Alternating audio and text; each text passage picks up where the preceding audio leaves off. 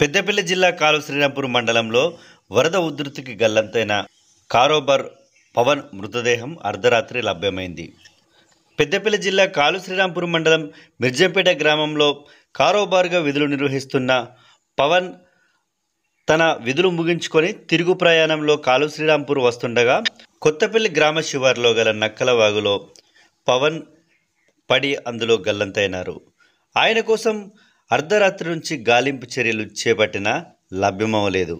గోదావరికరి నుండి వచ్చిన సింగరేణి ఎన్డీఆర్ బృందం అర్ధరాత్రి నుంచి గాలింపు చర్యలు చేపట్టగా పవన్ మృతదేహం లభ్యమైంది. పవన్ మరణంతో కాలువ శ్రీరాంపూర్ మండల కేంద్రంలో విషాద ఛాయలు అలుముకున్నాయి. ఘటనా స్థలానికి పెద్దపల్లి ఎమ్మెల్యే చింతకుంట విజయరమణారావు చేరుకొని వారి కుటుంబాన్ని పరామర్శించి అన్ని వేళలా ఆదుకుంటామంటూ వారికి హామీ ఇచ్చారు.